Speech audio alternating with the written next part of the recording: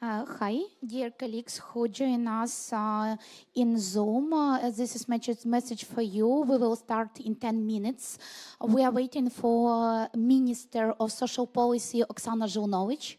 She will open our meeting with welcome remarks. So in 10 minutes we will start.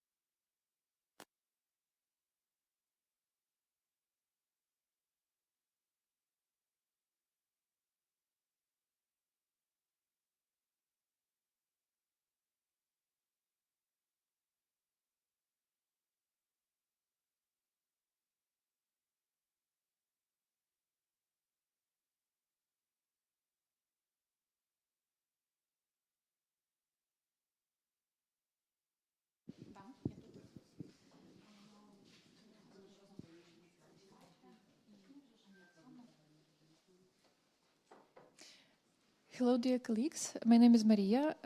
I will moderate today's meeting together with my colleague Daria. And we would like to start. So first we will shortly go through our agenda. We will have opening remarks from our Ministry of Social Policies. Then we will have a presentation from the Deputy of Minister, Nazar Tanashyshyn. And then we will have a Q&A session for all of your questions, which can be raised after the presentation. So we have registered around 60 participants offline, and we have more than 300 registration for online participation, but we are not sure if all of the colleagues have already joined. So we might have a lot of questions, and to make sure that we will have very effective dialogue and conversation, we probably will collect some of the questions and then we will hand them over to the Minister of Social Policies. So I would like to invite Oksana Zhelnovich, our Minister of Social Policy, for opening remarks to start our meeting. Дякую за можливість виступити. Доброго дня, шановні колеги. Thank you for opportunity to speak up. Dear colleagues, Рада сьогодні бачити таке чисельне представництво від наших міжнародних партнерів. Дуже перепрошую, що впродовж такого довгого часу ви ще залишаєтесь схвильованими щодо тих етапів і можливостей, які ми робимо в рамках змін до законодавства про ввезення гуманітарної допомоги.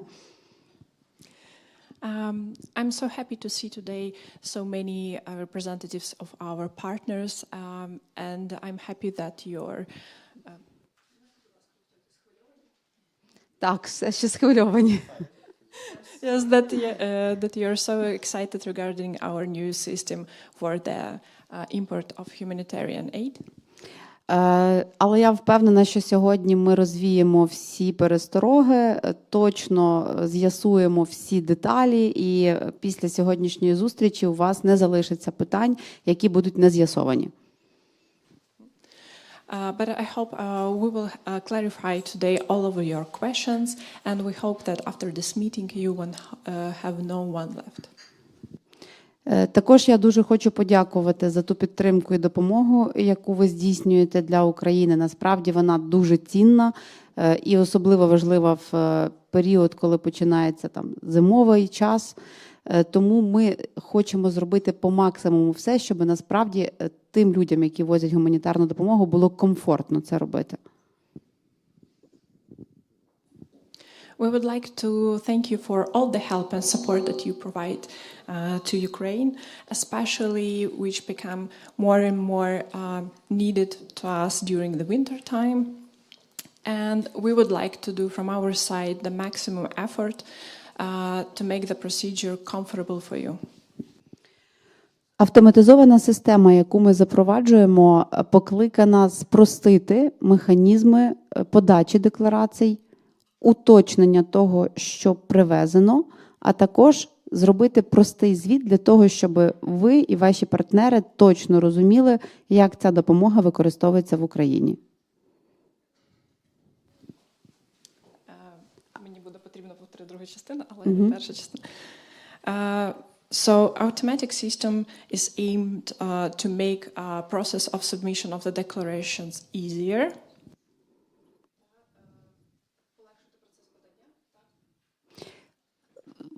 Визначити чи верифікувати те, що прийшло, якщо його було менше.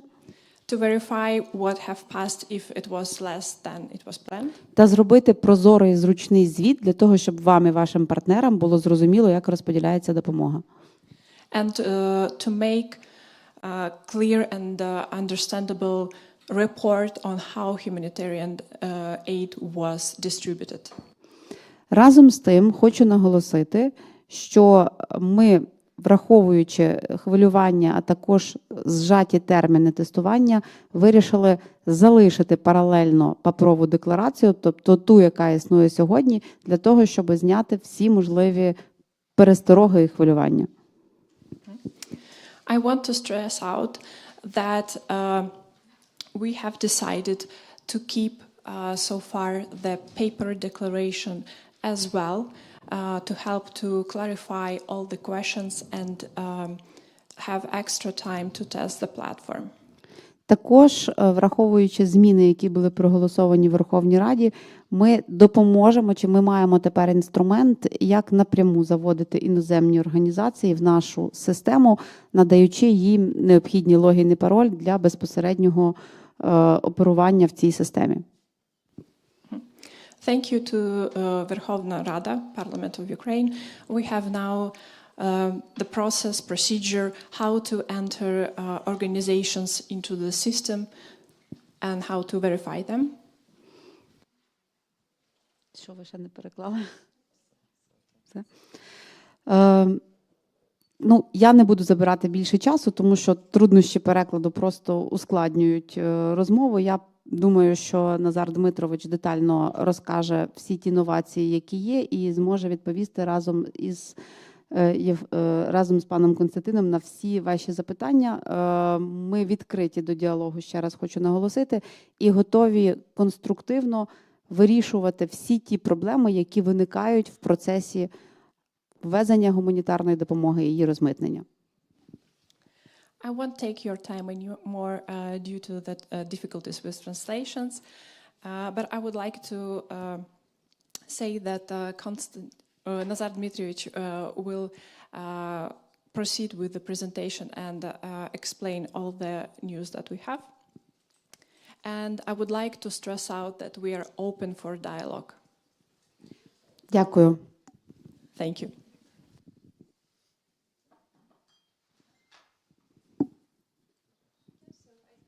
Start with the presentation. Thank you. Okay, thank you, Minister. I guess thank you all for coming. I also asked Konstantin, he is a CDTO of our ministry, to join us. Maybe he can help us with something. But sorry, today it won't be a Steve Jobs kind of presentation because I will be sitting. I'm on rehabilitation somehow, so I'm not gonna go there and say, okay, that's gonna work. Let's see how it works. So let's start from the main messages. And the main was already stated loud. So yesterday, Cabinet of Ministry of Ukraine adopted a resolution that declaration can be in paper form for 4 months ahead. So that's a kind of good, transparent, and I guess very convenient time to get ready to use a new automatic system. And that's, I guess, a very good news. So let's start from the scratch. Why do we need this system? Today, we're going to talk about how to account humanitarian aid, how we as a state want to see what is imported like humanitarian aid into Ukraine, and how we want to utilize digital tools for you and for us to benefit of it. So the first, and what I've already mentioned, from December the 1st, you can use a digital tool for accounting and importing humanitarian aid. I'm going to express more about it later, how it looks like, would it be convenient for you or not, but still from December the 1st, it would be official to use. But till the April 1st, you can use a paper form of declaration like you do that as for now. So it's very, you know how to do that. How would the path to new path of importing humanitarian aid would look like? So the first thing you need to step into this. Let's call it system, okay? So you need to step into the system. So to do that, you enter a web platform and register yourself. I will later tell you how to do that if you're a foreign representative or foreign organization. After registering in the system, you acquire the status of recipient, because it's very important Ukrainian legislation to get the status. You can't import, you can't traffic any goods without this status if you want to apply them due to humanitarian aid status. So after registering in the system and getting this status, you generate cargo data. That's a list of goods.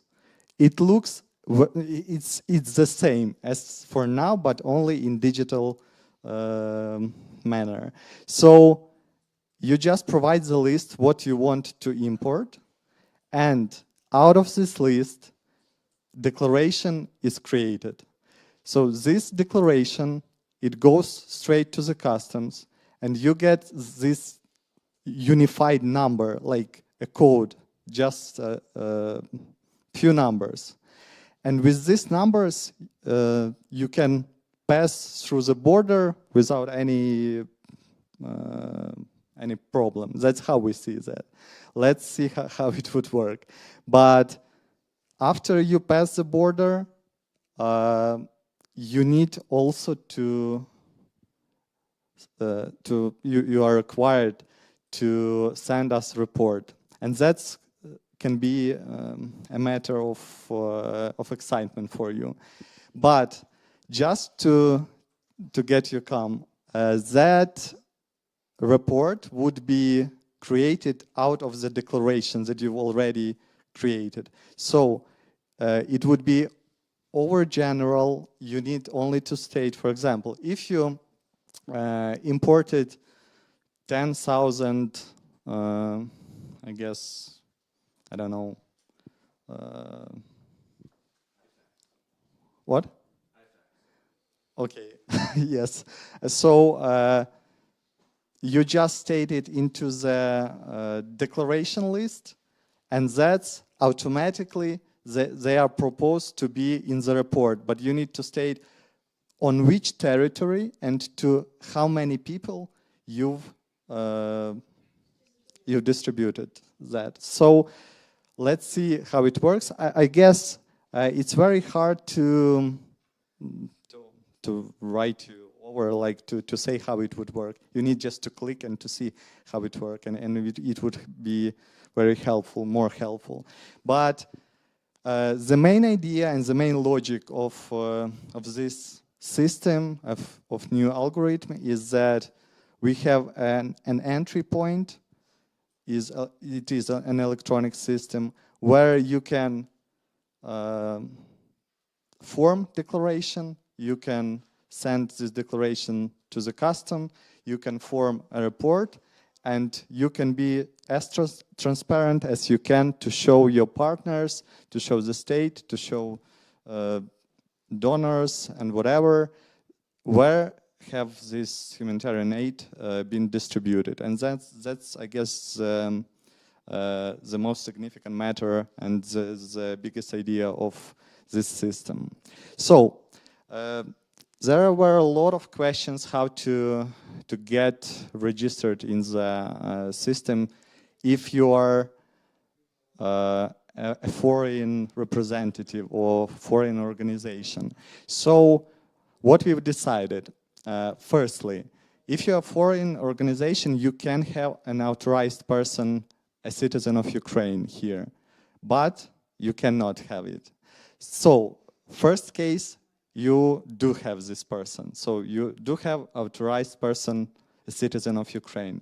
This person has, for sure has or can easily make electronically qualified signature. That's a key that let you into the system. So this person who is authorized by you is entering the system and registering your organization in the system. And that gives us a signal that, okay, somebody's in the system and requiring our attention. And as a Ministry of Social Policy, we request your foreign organization to confirm the authority of this person. So we will send you an official letter and ask if a person X is okay and he or she is a representative for you, of your organization. If you're saying yes, okay, so we're gonna, you're gonna have a possibility to enter the system with a qualified signature of this person, and this person would be authorized to authorize another person's representatives. Another case, if you're international organization, foreign organization, but you do not have this representative here in Ukraine, or you do have, but he or she is foreigner and can't get Ukrainian electronic qualified signature. That's the case when you require our attention and you just ask us to let you into our system, and that's the same. So we're gonna provide you with a login and password. You're gonna enter all information that are that is required for your organization, and then we will confirm, like with official letter, that is it okay that this person, foreign person, is a representative of your organization. So that's kind of, I guess, very innovative for us kinds of solving these problems, but let's do that way. And it's like yesterday we adopted these rules. Let's see how it works. What's next after being entered into this system, after being registered, after getting the status of recipient of humanitarian aid? You have a possibility to form an inventory description, inventory list.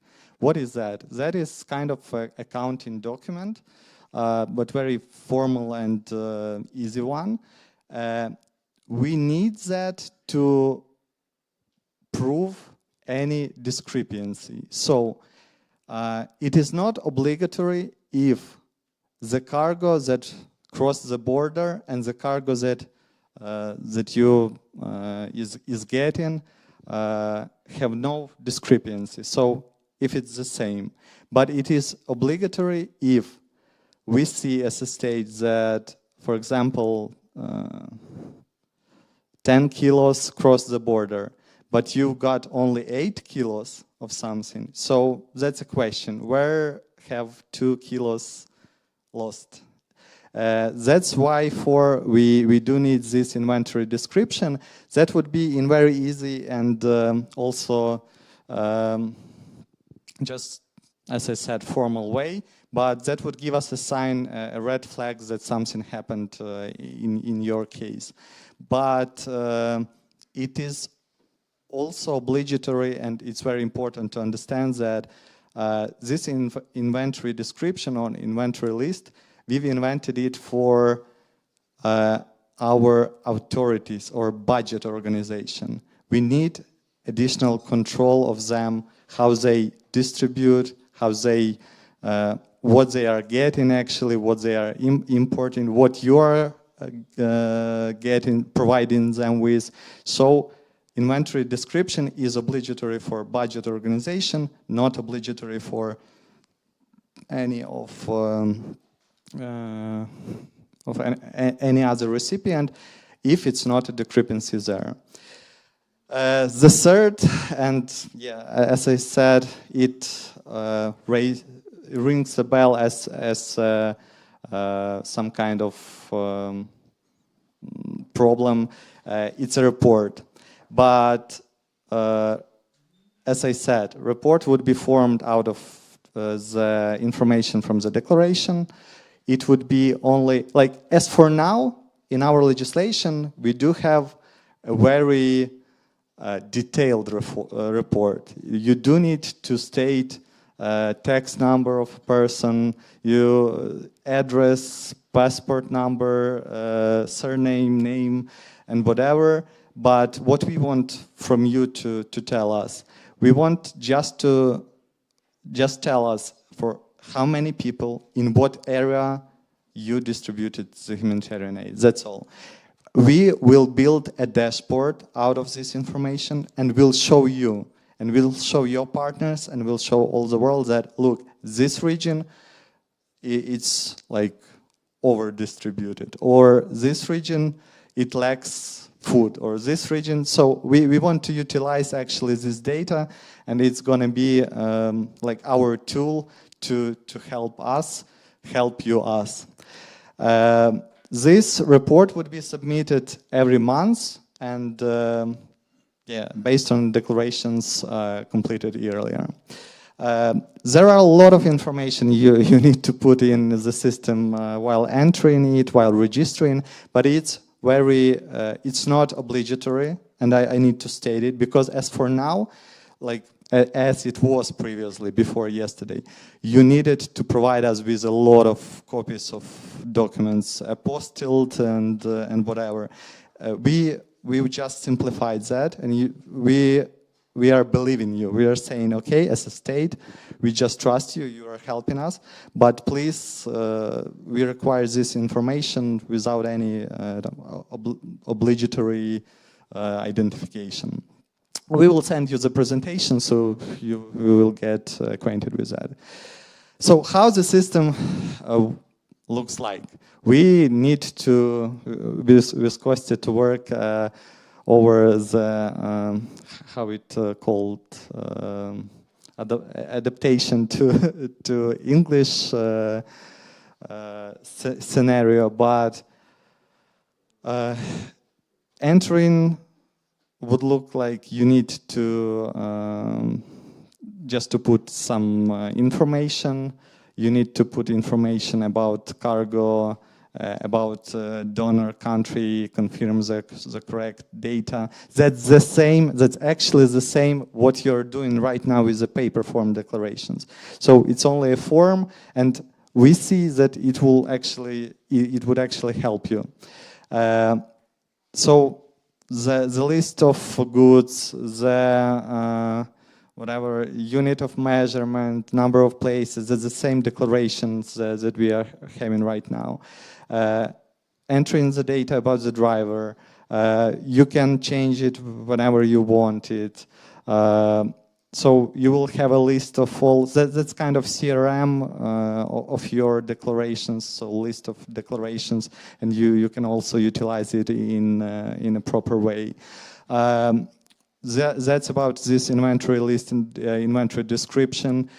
So if you're stating, just to get you more bored, I guess, I'll tell you what is about. So in a declaration, you're stating only like list of cargo, but in the inventory description, you need to be more detailed what kind of cargo it is. But it's only if it's discrepancy, and I emphasize on that. Report. So report, see, it looks always the same. So if I'm sitting very far from the screen, it looks declaration, report, whatever, it looks the same. So you need to be very, very, I guess, yeah, attentive to not to switch them around. So let me just, I prepared just a few, I guess, main qualities or main advantages of the digital tool, and I want to share my opinion with you. And I guess that we are looking forward to a very useful and I guess innovative system, but it depends on us how we implement it and how you utilize it. But what would this system or algorithm help us with, like overall or generally? So it would help us with streamlined registration. You can use a web platform from all over the world, being foreign organization. You can just register it out from nowhere. So unique identification. The system assigns a unique code to each list of goods, and you can track each list of goods where it was, like when it crossed the border and where it was distributed. It actually simplifies a custom procedure because, as for now, you're getting used to use this paper form declaration, but having a list of all the declaration and proper planning, custom will see also these declarations that are going to cross the border. So from our point of view, it would efficiently authorize the import of humanitarian aid and reduce delays in some ways. I very hope for that. Accountability and transparency, and that's, I guess, the main and more important ever thing. As for now, we very need a trust of you. We need a trust of your partners, a trust of our partners. We need a trust of our citizens. And for that, reporting function enforces accountability by requiring monthly reports on the distribution, and that promotes transparency in aid management. As I said, we would deliver a dashboard with how and where humanitarian aid would be distributed. So we see that it would benefit you a lot of also how to import and where to import humanitarian aid. Global accessibility is needless to say. Record keeping and data analysis for small organizations, it can be also beneficial. For example, as you have seen, the list of declarations or cargo list or tools that we can easily add later. Small organization can utilize for them as an internal CRM system or whatever, just to better import humanitarian aid. And of course, verification and trust. The electronic registration and declaration provide a reliable verification process that builds trust between donors, recipients, and other overseeing bodies. That's, I guess, the main points, advantages, or options of a new system. So let's just clarify one more time. From the 1st of December, everyone can use electronic system for importing, for entering, and for distributing humanitarian aid till the 1st of April next year. So from the 1st of April next year, it would be obligatory for any organization to use. So you have a time to get acquainted with that, to help us test it, and we are very open for all your suggestions and comments. We are actually looking forward to them because in the case of international organization, we need to test these new algorithms, as I said, with logins, passwords, confirmations of authorized persons, just to, to build a very efficient and anti-fraud system. And that's it. Let's see how it works. And thank you one more time for your help, for your, I guess, very the involvement, but I wanted to say it more like artistically. And I'm open to answer any question if you have, even technical one. Yeah, and I see a lot of them. Okay. Yeah, we have a lot of questions online from our Zoom participants and also offline. So I will moderate questions for the representatives here, and my colleague will address the questions from Zoom participants. So we will have one question offline and one question online. But before we go for a Q&A session, could you just update a little bit about the status of the working group, which has been registered and organized after the previous meeting with local and international organizations? Okay, so that's a great question. Thank you. So what we are like the next path for us to deliver best electronic system. We are actually after this meeting we would have a next meeting of this working group that we are conducting together. There are a lot of I guess more than 200 people involved, and we will work over the legislation because it, as for now, it also needs some improvement, and we will just work over it till like simultaneously. We will test the system with the sources of your organizations and with this working group. So we have an open Telegram chat where you can just comment if anything works or how it works, and we are trying to address every issue there. So it's our best interest to react on all the issues.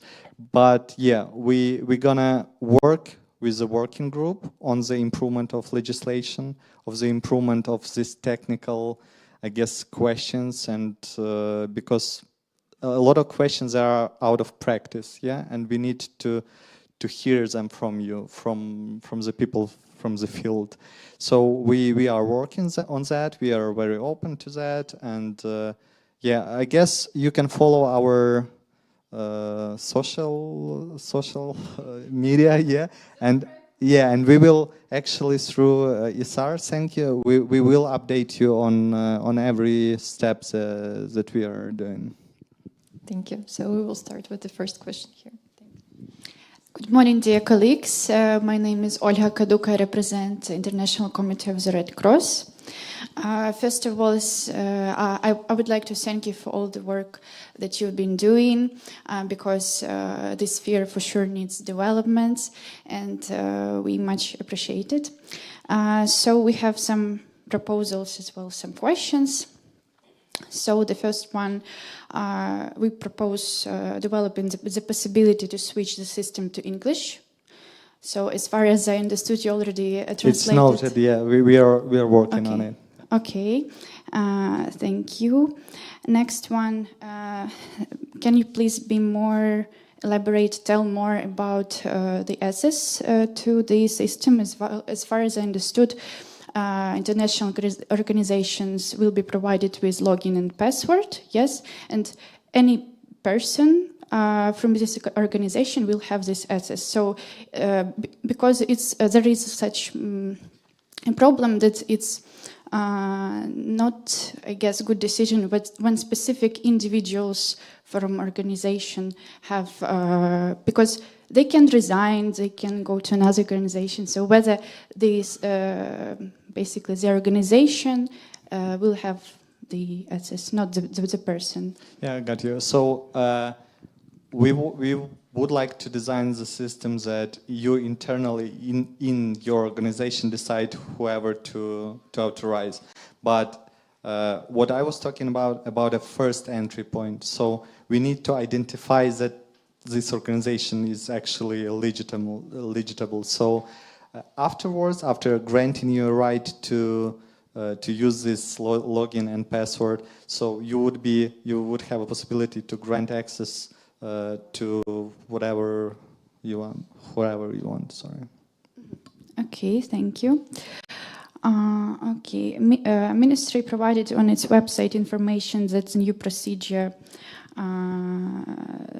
is applicable to goods which cross the customs border basically not to the one which are purchased in Ukraine. And we just are curious whether there exists the initiative of launching the similar procedure, but for goods purchased in Ukraine. As for now, we are looking at the possibility of it, but it's going to be later for sure. We are starting like step by step. Okay, thank you. Next one, regarding reporting, we would like to know if there are any rules for designing designing the place of donation for legal entities and individuals. For example, if we make a donation to the Ministry of Health, so we should indicate the address of the Ministry of Health, or which address to indicate when we donate to legal entities? Oh, yeah, it's a very specific technical question. You need to provide an information just like out of my how I remember it. You need to state a legal address of the legal entity to whom you are donating you're distributing the aid. But that's only in case of legal entities. In case of persons, you're just given a number and territory. Okay, thank you. So from my side, it would be nice to have some instructions. Yeah, sure. To be provided. I also need, sorry, I forgot about it. We would produce a tons of information. I can't promise you, but it's our best interest to provide you with that. Just information how to enter the system, maybe some video materials, how to register, how to set up the list of goods, how to report, where to report, how even to put in some numbers and what numbers you need to put in or what number you can just get rid of.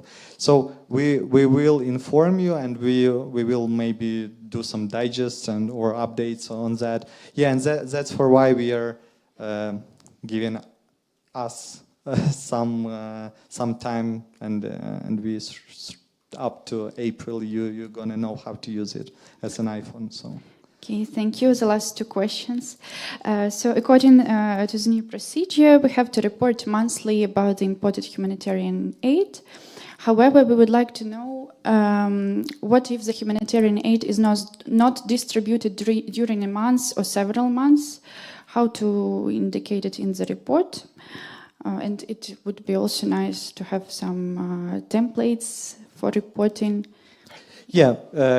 The answer is very simple, but we will provide you with more information. So the matter is not about distributing. The matter is about reporting. So in report, you're just stating it is not distributed, and that's all.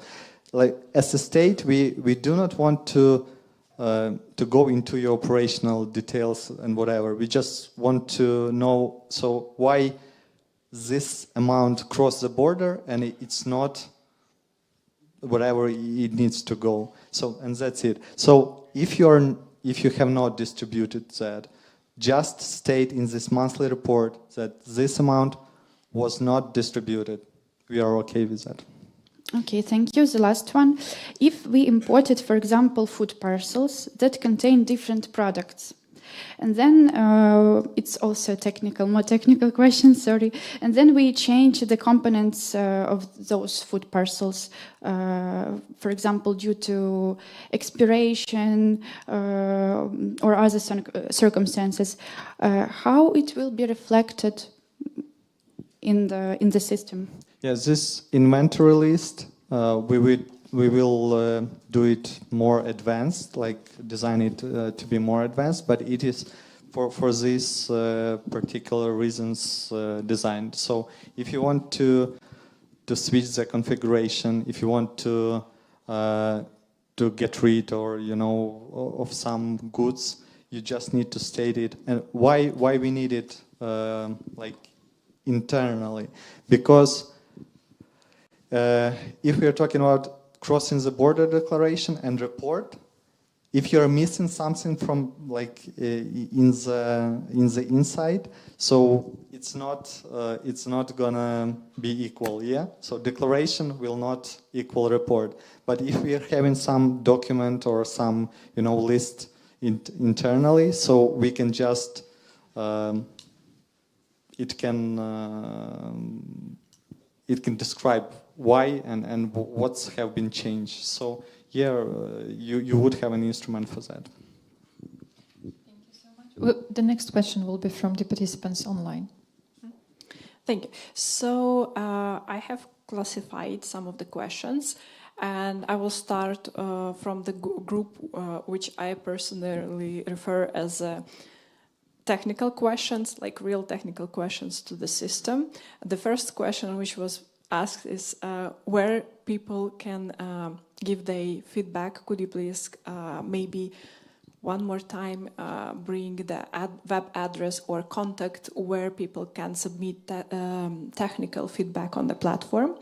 And as well, maybe you can provide some updates on technical side which you're planning to add to the platform. For example, people asking if the sum of the total amount for the humanitarian aid will be calculated automatically, whether the list for the goods will be as well automatic, and they can select a pick from it. Maybe you just can bring some updates on these technical parts. Thank you for the question. So firstly, we do have this Telegram chat where you can comment on testing, but I guess for those who are not Ukrainian speakers, we will provide some other tool to address this, and we will provide you with the instruction how to do that. Other question was how it would be proceed with automatic. Will the price be generated automatically by the system, or you will have the fallen out list of the types of goods that they can choose when filling in the declaration? Yeah, just maybe some plans on technical updates for the system, how it will become more comfortable, convenient, that it will be easier to delete stuff and it will be automatically recalculated. You need to visualize that. I just can't describe you that. You need to get into the system, click it out, and see how it works, and say to us, "Look, that looks nice. Look, that looks not very nice. Please change it." So. Next question. Oh, me again. Hello, and thank you again for having this discussion. Well, first of all, thanks for all of the work and being open to all of the discussions that are happening now, and we do appreciate it a lot. Unfortunately, we haven't seen yet the 927 resolution, the final version that was adopted yesterday. And out of your presentation, it was indicated that the two parallel systems will be existing, so the hard copy submission of declarations on the border and the electronic system that is being introduced by 953 resolution. So the question is the following. It was indicated that both systems will require reporting. How is reporting done in case of hard copy submission of declarations? Okay, you got to the most tricky question. So from the 1st of December, you can use hard copy or paper declaration or electronic system. But till the 1st of April, you would need to report on either one in the system. So that's the way how we introduce you into the system. Does that mean that the declaration that was submitted in hard copy will be entered into the system by any third party, or how that should work in case of reporting? We do not require the declaration itself to be imported into the system, but we do require a report for that. So it can be either a paper report or electronic report, whatever is more convenient for you. Is it technically already resolved, the submission of report without having the declaration? We are working on it because only yesterday this resolution was adopted. So. Yeah, because that's the first very practical one, because from 1st of December, the organizations will continue importing goods and doing the work. But it's not going to be a monthly report, so it's very important to emphasize. So from December the 1st till 31st of March, you would be able to just provide us with overall general report on everything that comes from the 1st of December. Yes. Okay, and the second, if you don't mind, the second question, which is quite technical, in regard to authorized authority or authorized person that will be able to enter the data for the organization and then open up the, let's say, cabinet, invite other staff members to do the work in the system. It's a very specific question. The legal understanding of the authorized person, I would like to hear. So it might be the logistic person who is doing the work in the organization, or that should be an officially legally authorized person to sign documents. Yes, that's also a tricky one, because we do need official confirmation from the organization, but it's not for us to decide whether it's a technical person or it's a management or whatever. What we do need is confirmations that, look, I'm manager of this fund, and we do authorize this person to use this system from on our behalf. So in practice, it means that if it's the head of the organization who is entering the system, then you are reconfirming with the same head of the organization that he authorizes himself. Sorry, that's the only like instrument we have, because we invented it. It was very hard to pass through all, this authority bodies and things. So like basically, the main idea of this process is to get the login and password for the organization upon submission of the data by the authorized person, whoever is, disregarding the legal qualification, right? What does you mean about legal qualification? So we are not talking about... The head of organization is legally authorized to sign documents and act in behalf of the organization. The logistic person is not, but in this case, the logistic person is entering the data, and then the head of organization can confirm that this person is authorized. That's the way how it would work. Okay. But other way, it would go around how can we confirm that that's the head of our organization, or how can we get a list authorization, for example, if it's some Cyprus company, how can we get into their register or whatever. So that's the only and the smoothest way we can do that faster. It takes me to the last question, because you mentioned the Cyprus organization, because we had quite a lot of conversation with different organizations and specifically donors that are not registered or accredited in Ukraine. So they basically act as donors. In majority of cases, they initiate the submission or the transportation of goods to the territory of Ukraine, and they might have a number of recipients of humanitarian assistance, even in a cargo that was compiled into one vehicle, let's say.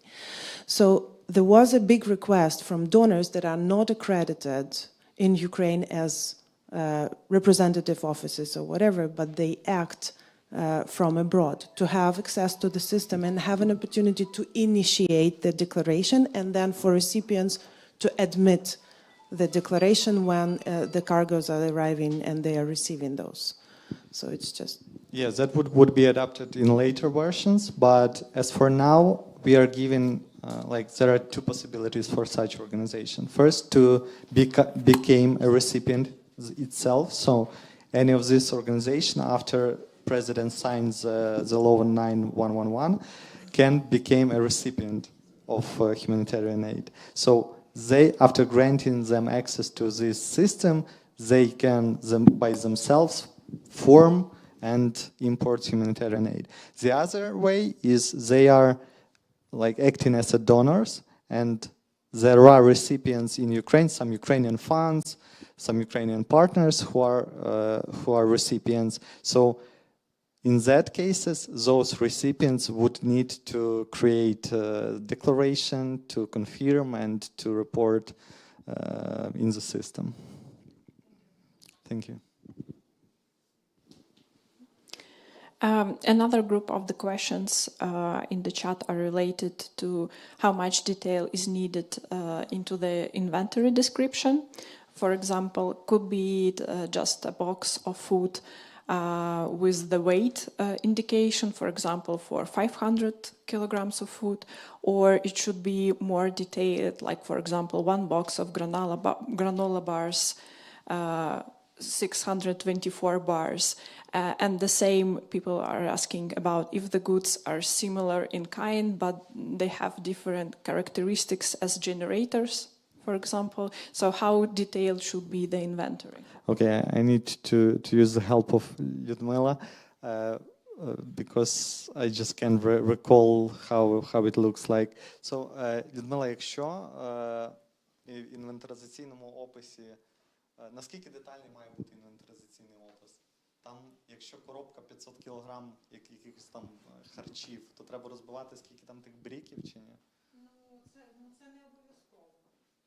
Воно приходить інформація і з декларації в інвентаризацію в тому ж вигляді, як вона була в декларації. В звіті вони вже можуть для набувачів, він деталізується, як роздають. А якщо якась різниця? А якщо різниця, то вона вказується в інвентаризації, і можна правити і навіть додавати іще позиції, якщо потрібно розбити. Але рівня деталізації ми не виставляємо, правильно? Okay, so it's up to you how to detailed to be. How specific to be.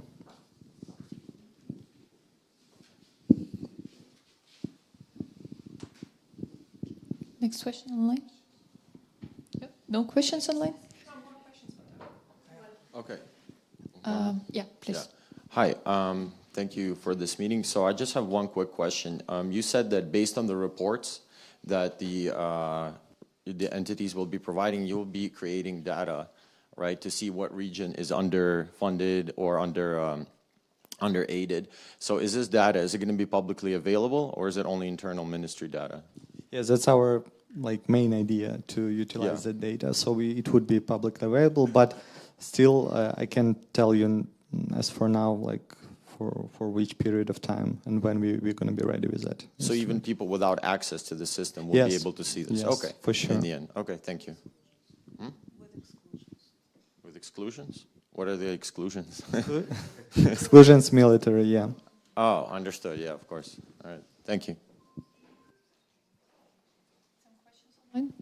Yeah, so the main idea of all this system is that everyone can just, by some criteria, search for something. For example, if you want to see, for example, in Kyiv, in what region of Kyiv, what was distributed, food, water, whatever, you can just click and see on a diagram where it was distributed. Thank you. No online questions? Just reply the questions in parallel. Okay, so another important question was for people. They were referring to you regarding the goods which will pass the border, and then when they see the difference, when they will receive humanitarian aid, for example, that it was declared 10 kilograms of something and they receive 8, how they will know, how they can prove that this exact amount of 8 have passed the border, because they will see it only when they will receive it. So they are worried, how they need to prove that no one stole those 2 kilos of something. This is just an example. I guess I didn't get the question right, but that's our concern too. we need to figure out if no one steals something or whatever, it have been lost. I just didn't get it. The exact quote was, "How we will know if 8 or 10 kilo crossing the border?" Yeah. So that's what our customs do.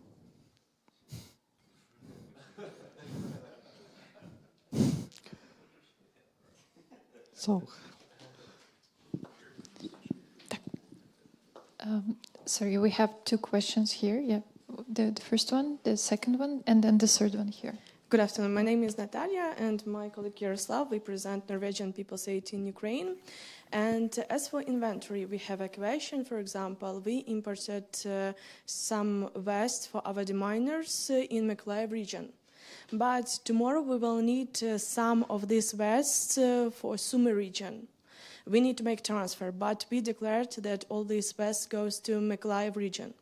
So what should we do in this case? Should we report any transfers and prior to Okay, reporting? so you are now speaking about some previous declaration to which region you would distribute it. But as for now, you have no obligation to beforehand declare where you would distribute this aid. So it's no need to state wherever you want, as for now, that you are distributed it into Mykolaiv or Kherson region. But what we are interested in, where have you distributed it in the report? So it's after your internal operational processes. Just tell us what's the final point. That's it. Thank you. Thank you. Do you have more questions online, or we can proceed here? Okay. Good morning, this is David from USAID. So the whole goal, I guess the main goal for the government is accountability and transparency, and that's always applaud and very good.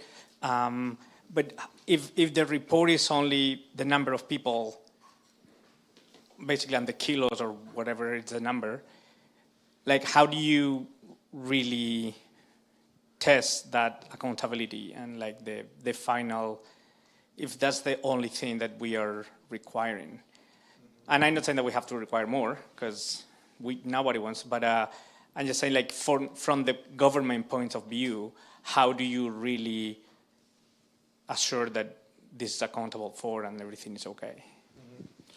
That's a very great question, and we've thought over a lot of how to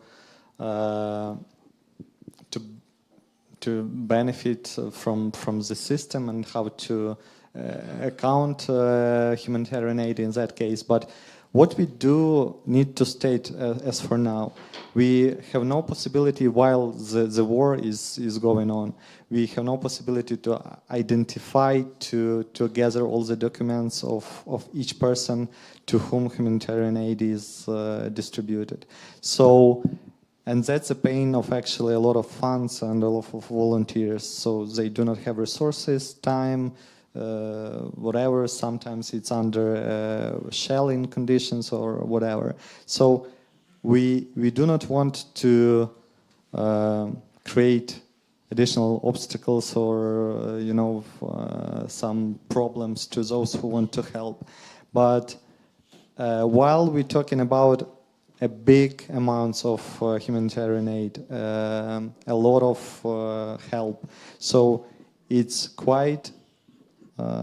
We are very quite good of numbers of people and territories. Why? Because as a state, we do know how many people are on that territory, how many people can utilize that humanitarian aid, and that's how we want to utilize the data together.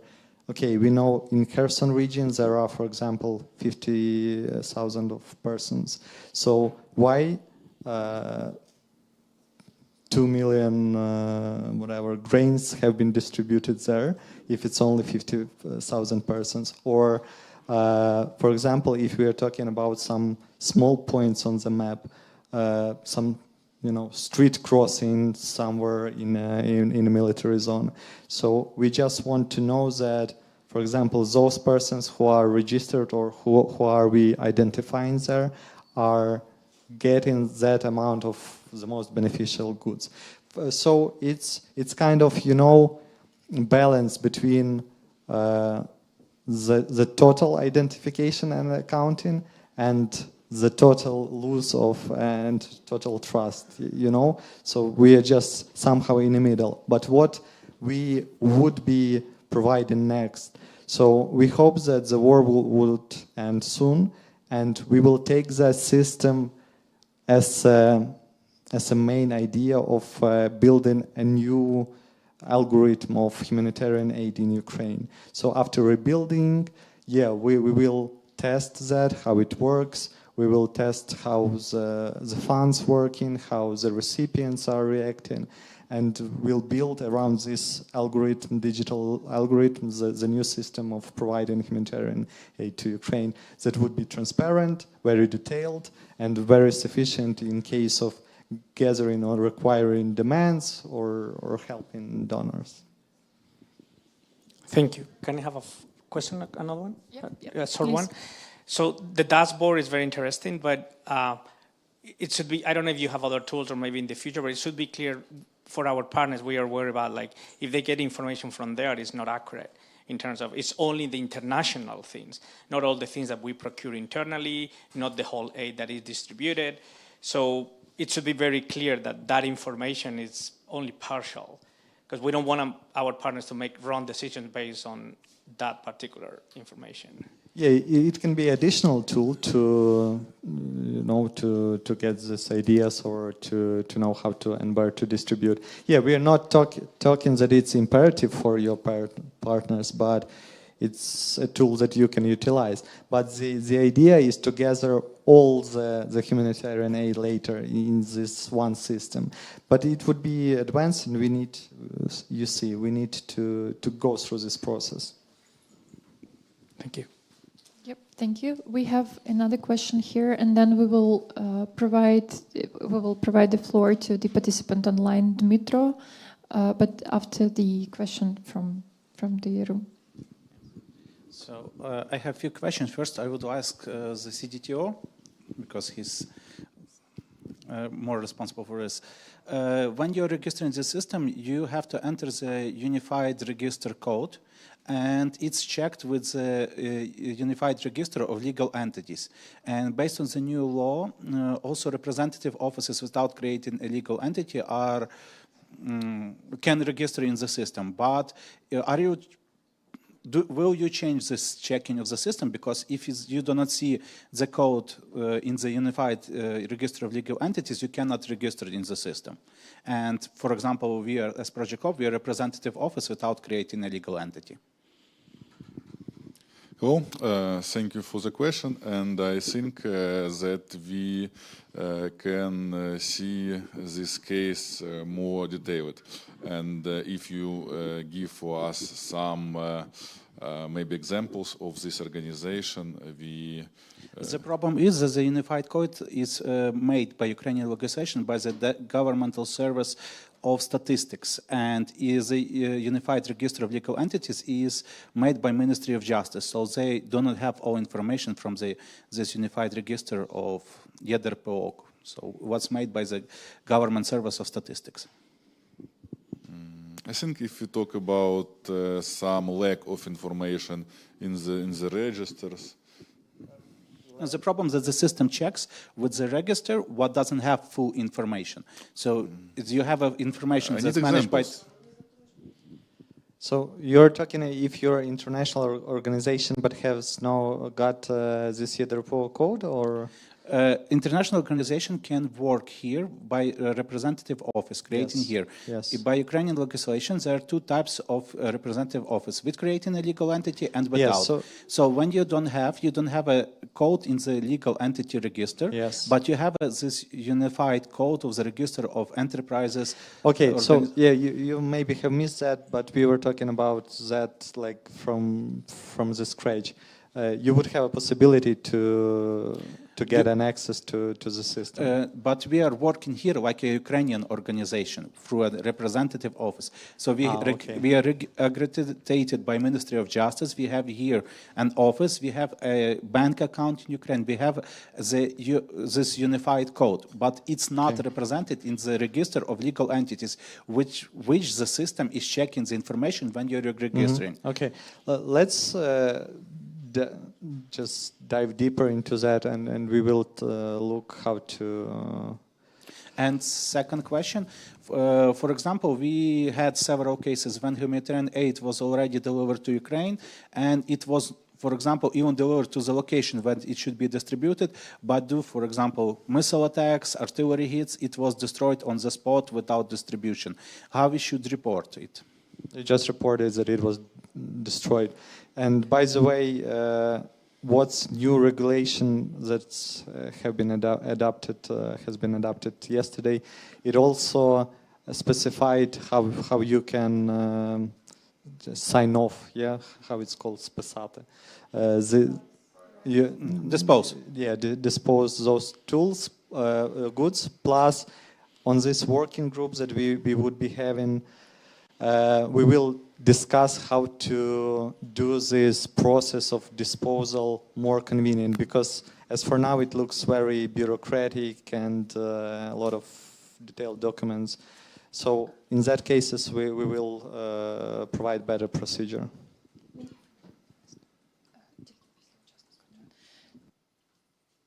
So Dmytro, please proceed with your question. Hi everyone, good morning. My name is Dmytro Topchi. I'm a co-founder of Liberty Ukraine Foundation, a nonprofit from the United States. But I would like to vocalize the biggest concern we have. So basically, I'm representing a group of organizations that actually focusing on helping specifically armed forces, Secret Service of Ukraine, National Police. Our biggest concern at the moment that your new system is technically going to create a lot of problems and delays in providing help to armed forces, right? That most importantly, what we do, we deliver aid in very timely fashion, right? For example, our aid, a lot of drones, optical devices, radio stations, body armor, is leaving the United States tomorrow at night, right? And it will arrive to Lviv the next day. With your new process, the whole timeline will be delayed significantly. We were talking about a week or so. On the other hand, we're talking about the military logistics, right? So we all know that receiving requests from the regiments or the battalions or the units prior to receiving them, the aid, is impossible, right? So I'm working with military forces in 2014, and I know exactly that's the biggest concern for everyone.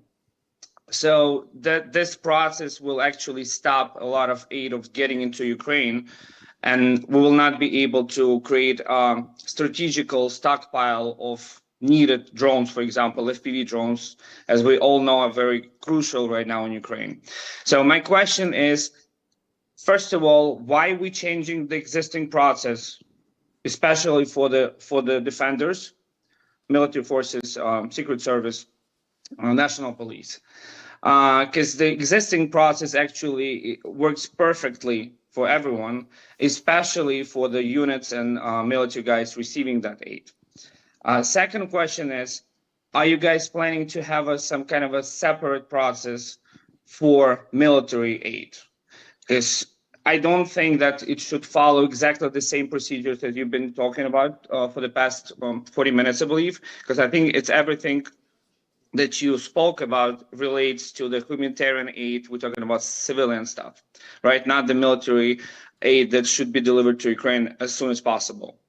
And there's a lot of concerns and bureaucratic issues that we see that would actually prevail of needed aid to reach Ukrainian front lines as soon as possible. So the amount of aid is actually decreasing, right? We all know, we've seen this in 2014, 15. Now we see it now because people losing interest, right, to the extent, unfortunately. With putting those measures in place, we're actually risking losing more and more donors, and more people will actually lose any interest in helping us. Me as a Ukrainian citizen as well, living in the United States. So the question is, did your team actually work close with the military forces, armed forces, to try to understand their needs and how their process works, and if actually the military forces would be able to adapt to this new process, and if they will not be able to adapt, we will not be able to deliver stuff. Thank you. Okay, thank you, Dmitro.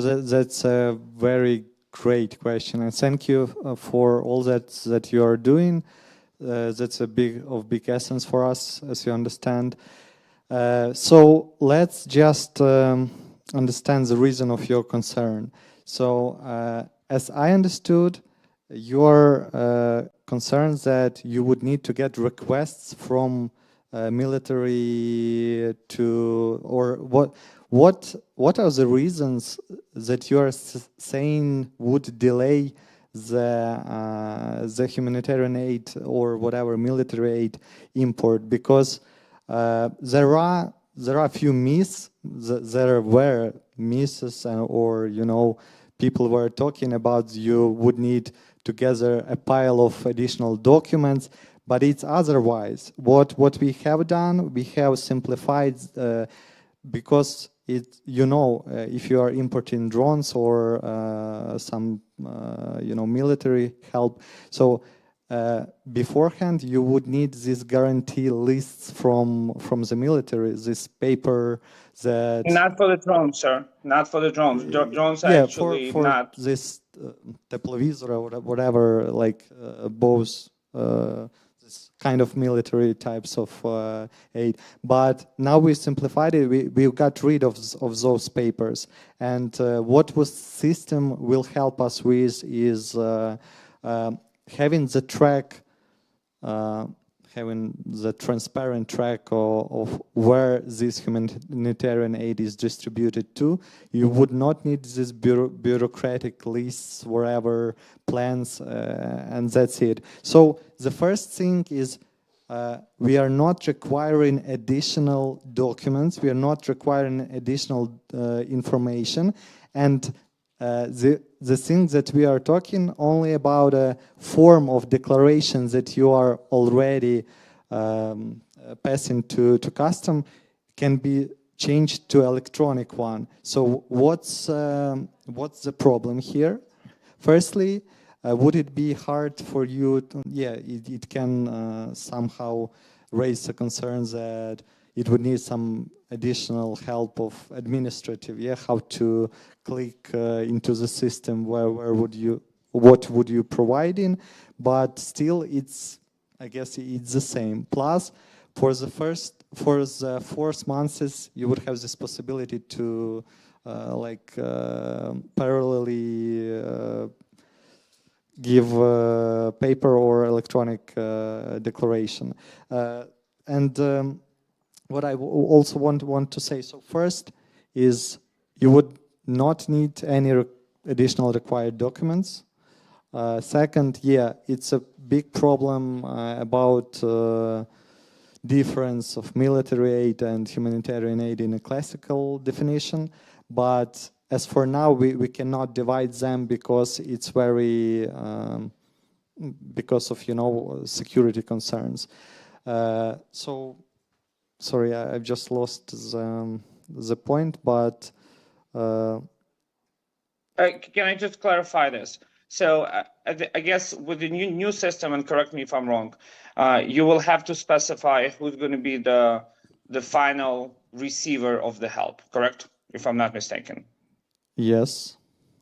Correct. So as of now, as the process works, you don't specify in declaration who is the final receiver, right? That could be either the non-governmental organization in Ukraine, for example, right? Or you could be delivering aid directly either to the military regiment or military or on the ministry itself. With the new process... let me clarify it here. So you would need to specify receiver as you are specifying receiver right now. That's the pain of the receiver to specify the final receiver later. Right. So But you can as indicate, for example, Ministry of Social Policy as a receiver, and afterwards it's our pain to indicate to whoever we distributed. correct. I mean, that's how most of the foreign organization actually work. They need to find the Ukrainian organization, based organization. But as far as you know, or maybe you don't know, all of this organization, the way they act, they still want to be keeping track of everything, right? So basically, the Ukrainian organization is a middleman in the entire process. But in the end, you're actually responsible yourself where that whole aid is going to, right? And our concern is that with the amount of detailization and specification and putting into place all of the details, and I don't want to take your time. I mean, I hope we'll be able to connect once again. We just want to make sure that instead of actually focusing on delivering and getting as many donations as possible and purchasing as much stuff as possible on a consistent basis and delivering it as soon as possible, we'll be actually spending more time on trying to report, put the details in, and try to figure out then in the end how the report works. And that's where we've read, right? That's if there's going to be misclassification of the aid in the end, then the cabinet or that organization could be blocked for 90 days, as far as if I'm not mistaken, 90 or 60 days, right? So we're just trying to make sure that instead of putting too much effort into all of the details, right, we're not actually focusing on the main thing. And you made actually a perfect point before, right before I asked the question. You said that this system will be used for after the victory times to build this new system of humanitarian aid. And we just want to make sure that we're not focusing on kind of building new system for the after victory times when we actually have the work going on right now, and that's where we need to focus. So I would appreciate we will work closer, I'm pretty sure, on trying to get all of the details and make sure that we're following all of the procedures. But that's the concern that I'm vocalizing, especially from the United States, especially from organizations that we only have few that are actually focusing on the military stuff. So that's our concern, that we're getting ourselves into more bureaucratic world when we're actually spending more time actually trying to figure out how to fill out all of the necessary documentations. And again, don't forget, and I have a feeling that you're aware of that, some of the military units would never want to report anything, right? For very understandable reasons, especially if Secret Service, especially if Intelligence Services Directorate and all of these organizations. So we will and here's my last question and ask if it's possible to kind of see if you could create some kind of a subgroup that would be actually dealing with the questions of military aid versus humanitarian aid, because I think there's a very specific distinguishes between them. So if there is a way to create a subgroup, subgroup working group, we would love to participate in it and kind of share our experience, because again, most of us been doing this since 2014, and we have some ideas on how the process works from our standpoint. So that's my ask, if it's possible to create a subgroup and be included and people who are actually helping military forces. I really appreciate that, and thank you so much for your time. Thank you, Great, Dmitry. Thank you for your input. I propose that we put on a separate parking place this question concerning military aid and very specific questions. I think not only this organization is interested in providing clear mechanism how this aid should be imported and then delivered to the user. We have 3 questions here, so we will start with you.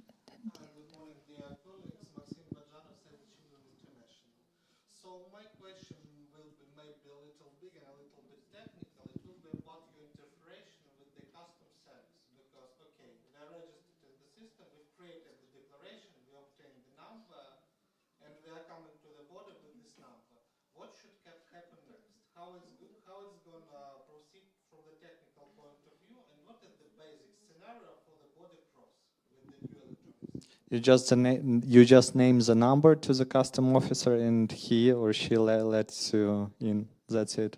That's how it would work, and it was the main design of the system. So it's interoperability of the systems.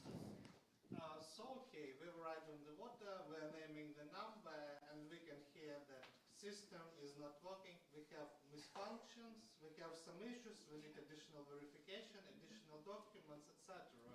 So, like it's happening every day just now. What will happen next? okay, so you're just leading me to the, another kind of discussion, how to answer you. It can happen anytime, anywhere. So you just need to go through that.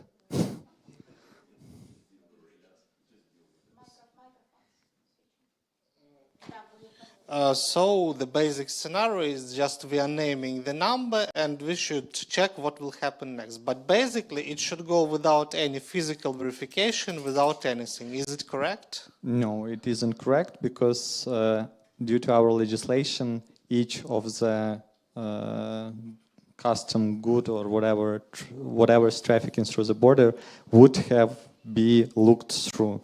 So, but it's another legislation, it's another kind of, it's very understandable thing. So I just want to clarify that if you're talking about interoperability of our system, so yeah, the main idea was to use one system to import humanitarian aid, not a custom one, not a QR code, not a paper, not a whatever else instrument, but have one central point of entry. But still, if something happens, if we are out of electricity, if Wi-Fi is gone, if the system, whatever, we do have algorithms or instruments how to deal with that. There are like variants B, C, and D. Look, it's not more about the technical issues really, but about the interpretation. Because now in this basic scenario with the hard copy, custom officer compares any cargo with the documents in the hand of the driver, like commercial invoice, packing list, etc. So now they're gonna go to the custom declaration generated in your system. They're gonna compare it with it? Yes. Okay, thank you. Thank you.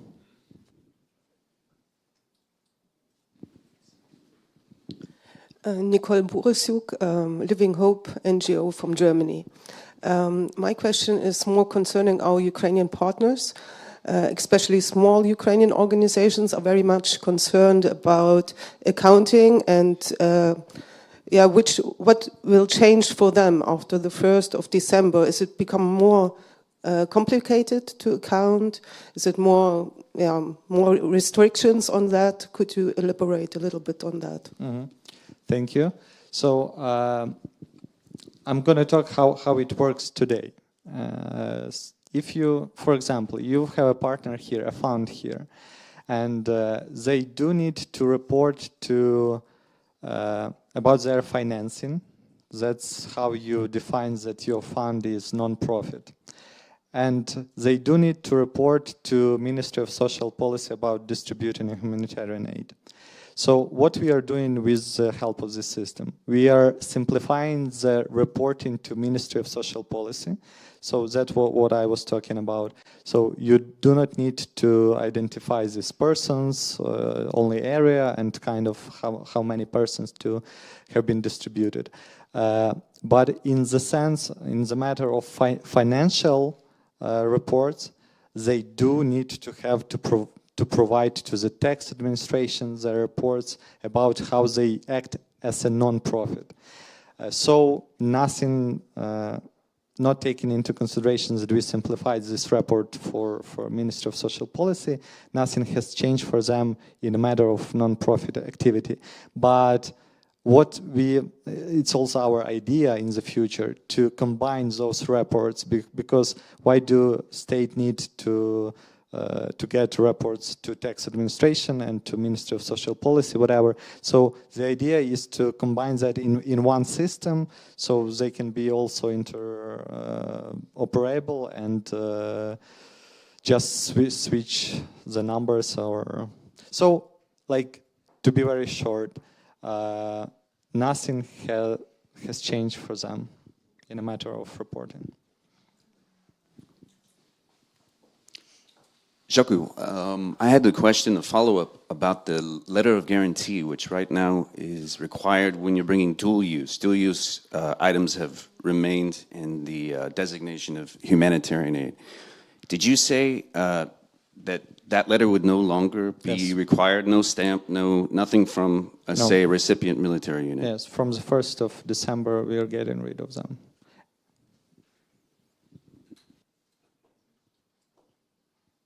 Thank you. We have one more question here. One more technical question about the checking of humanitarian aid. Since 2020, Customs Service is using the unified declaration of arrival for cargoes that are arriving in Ukraine, what are filled out by the transport company or their representatives.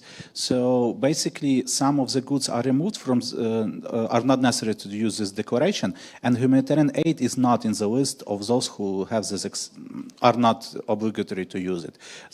So do we still have to fill this unified declaration of arrival when the new system starts, or no? No. And it will be changed in the customs code that it should not be? It should be changed, but as for now, it hasn't been changed. Thank you. We have one more question here. Daria, do we have questions from online participants? Yes, we have questions from online participants. We are sorry for delay with responses to our online participants. You have so many good questions, and we are trying to prioritize a little bit answering to them. But let me stress one more time. So we will gather all the questions, group them, and try to answer into in form of some guidelines, instructions, or whatever. So if you're cannot be heard, as for now, not stress, please. Okay, this will be a long one, but we have similar questions to this one as well. Not clear who and what should do in multi-chain case. UN agency buys materials and equipment for humanitarian aid. Supplier imports them by truck to Ukraine and declares on the border as a humanitarian cargo and brings it to the warehouse in UN agency. UN agency has a number of NGO partners in Ukraine to provide direct aid to beneficiaries. Thus, materials and equipment are then delivered by UN agency to the NGO warehouses. NGO provide aid to the individual people as well as via donations to the local authorities. This is the typical chain of the aid. Who and when for this chain will now need to do the registration of the humanitarian aid? UN agency, supplier of UN agency, NGO distributing aid, or local authority receiving donation, if it's not directly provided by NGO to people. Can I please ask colleague Darina to comment on that? It's a very weird format of explaining to colleagues how the system works, but yes, hello, I'm Darina Tolkac. I work in OCHA as a senior government liaison officer. Basically, talk a lot to all of my partners and colleagues, but in this case, it is obvious that in conformity to Ukrainian legislation, the UN agency is a recipient of humanitarian assistance because the UN agency is paying for transportation and warehousing of the assistance that is arriving. In this case, the NGO will be the beneficiary that will be next delivering it. So it's kind of 100% clear situation. I can ask the next question, or it's just... Yeah, okay. It's a very technical one, Nazar, if you don't mind. Again, when we're talking about this parallel system, should the declaration that was submitted in paper or in hard copy format to the customs service have this unique code? No. Will it be okay? Yeah. So I'm just trying to figure out how it will be all interlinked in terms of. We'll give you guidelines, but the main idea is we don't want to stop the process that is going on right now. So we do need possibility to provide declaration. So the same paper declaration without unique code, without whatever else needed. Okay, and the second question that was already raised several times during the previous working group is the option of putting changes into the declaration before the customs check was conducted. I mean, physically and technically, it is when it is submitted, it cannot be changed. It can be only cancelled. So the we think it is crucial to have this option of putting changes into the declaration, the way it is foreseen by 953, by the way, until the customs check are done.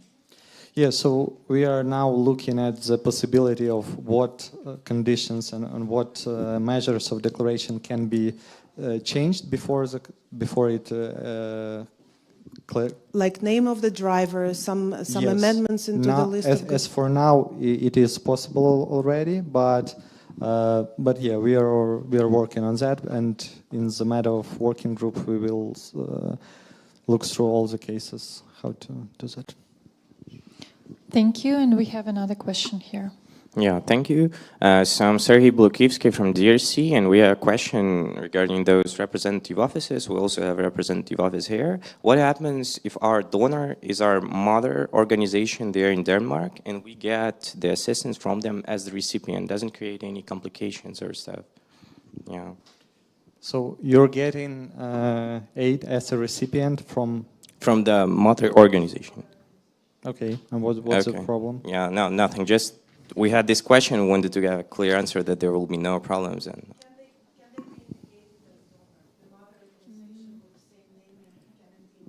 okay, yeah. So yeah, it's a new legislation, like new law 9111. It foresees that you can be a donor and recipient at one person. So it's not going to be a problem. Thank you. Do we have more questions? Maybe we should do some pause or whatever. just. Let's just specify that in 20 minutes, I think the meeting will be over. So let's use this time to provide possibility to ask the questions to participants. I see everybody's very bored of this technical. No. Not at all. People online have a lot of fun. I'm sorry. So addressing previous question, still people have more questions regarding the answer, but as I understood, you will prepare the answers later on to all the questions in the chat, so we hope that it will be enough detail for our partners to get the answers. And I want to follow up with another question coming from the chat. Could you please inform more about tracking of the humanitarian aid? Will it be separate tap-in system where we will be able to see trucks movement in live regime, or it will be automatic updates once per day, for example? Will we be able to track entering declaration number, or we will need to enter more information? And will anyone else be able to track our humanitarian aid, or only our company? Okay, that's a great question. So, first part is no, we or you not going to be able to track the cargo itself. So it's only a kind of report kind of system. And the second one was about what? Will it be a separate tab in the system to track, or it will be automatic updates once per day, for example? Will we be able to track entering declaration number, or we will need to enter more information? No, yeah, it depends. So the information system, it only depends on what you are entering into the system. So it's not going to be some kind of tracking tool in very classic way.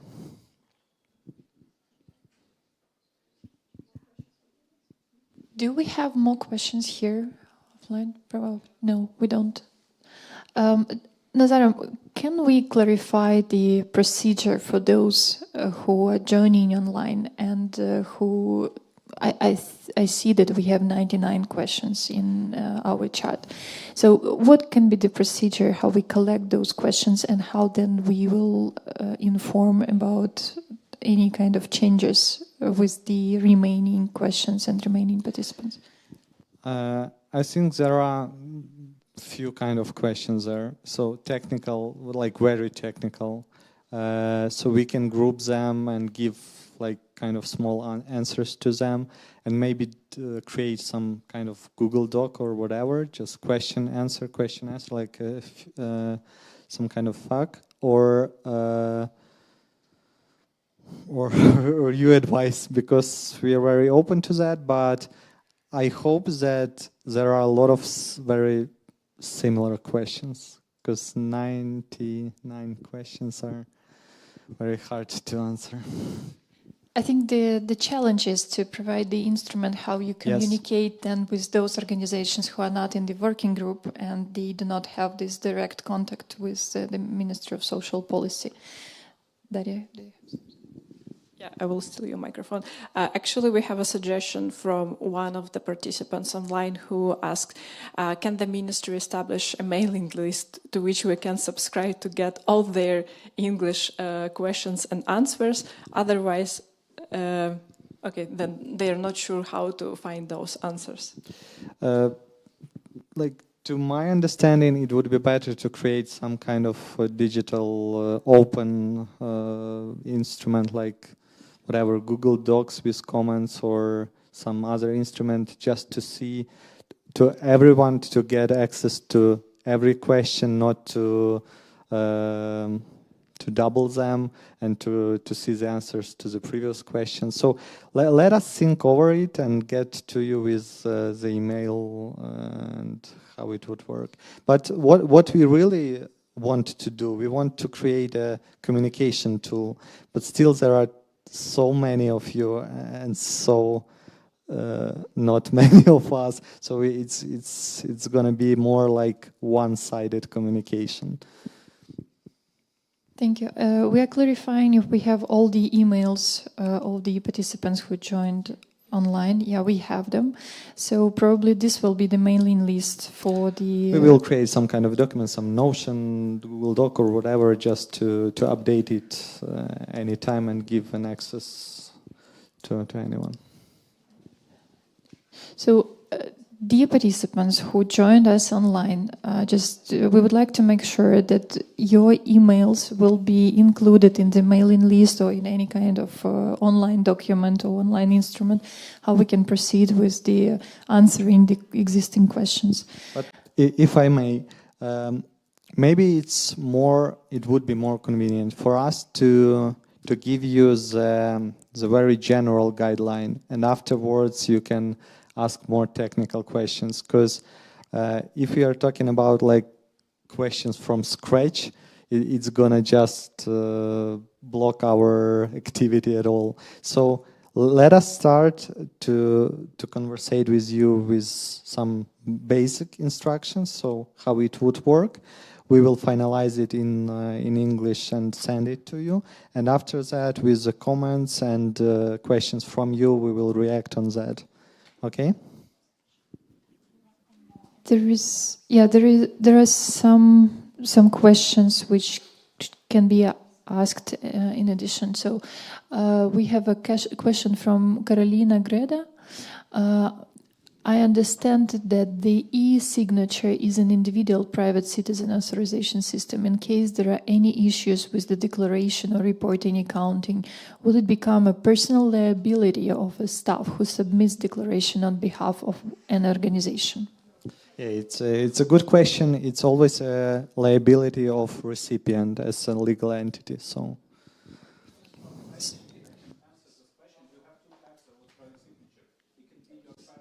Just a second.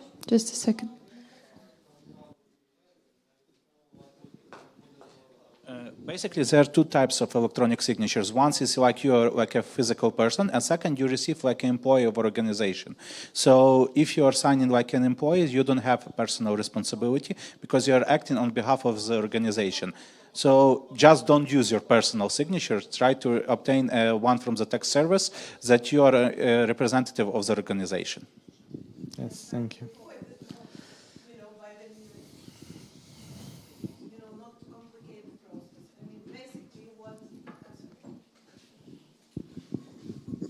Just for everyone who's online to hear this discussion, basically what was done in this new 227 resolution, I mean the newly adopted changes to 927 resolution, is avoiding this need to go to the taxation tax services and certify for each individual staff member that this individual staff member is being authorized by the organization to sign the documents. So that was the way the ministry was trying to simplify the verification procedure, because for international organizations. It's only for international. For, as I understand, for Ukrainian organization, you still have to receive an employee signature. It is for international and foreign representative offices. As far foreign representative offices, the representative office of an international or foreign organization is not a Ukrainian organization, is not a subject to Ukrainian taxation legislation.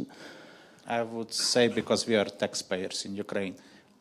There are different kinds of offices. Okay, well, there are different types of registration, but formally you are not a resident of Ukraine. We had that discussion when you called me previous time, yes. Okay, yeah, we are just switching discussion, so please. Let's get back to... Okay, one more question from Carolina. Are there any plans to implement special procedure for trucks returning empty from Ukraine? Could the same code be used to allow for expedited exit of trucks involved in humanitarian operations? Oh, that's also a tricky question in spite of today's border crossing problems, but it's kind of not our regulation, and I'm afraid I cannot answer this question.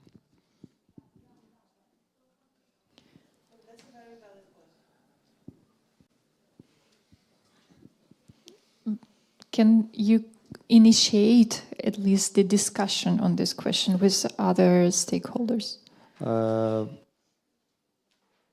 I want to use this phrase of, you know, some Chinese mudrets, philosophers, that you need to eat an elephant by the part. So I cannot guarantee that. Good. So you're inviting everyone for lunch, right? Yeah. By the way. So. Good, colleagues. I propose to have some conclusions for our today's meeting, and as we have already mentioned, that all the questions were gathered online, and they will be answered later by the colleagues from the Ministry of Social Policies. I would like to thank to everyone who was so active in asking their questions and providing their recommendations how to make the system more suitable and convenient for all the stakeholders of the humanitarian aid. Nazar, would you like to say something? Thank you. So, firstly, I'm really grateful, and we appreciate as a ministry, as a government, all your input, and it's sincerely said. We understand that maybe it like the providing on or implementing of the system could be seen as an obstacle or as creating some additional problem for organizations or for volunteers. But from the other side, we are looking forward to create a very useful, very comfortable instrument for anyone. And what we are trying to do here is to use the possibilities that we have now to provide a new regulation, to provide a new digital mechanism to improve, to organize, to do our best just to prove that we owe our partners for the help that you are providing. So thank you for one more time for your time, and sorry that was too much to talk, but we are really very open to all your comments, concerns, and it's our best interest to provide such instruments that would work for you and for us as a state. And please just don't divide your activity from our activity, because we've got our own goal. And thank you one more time for everything that you are doing. Thanks. Thank you, Nazar. So let's grab some coffee. Thank you to everyone.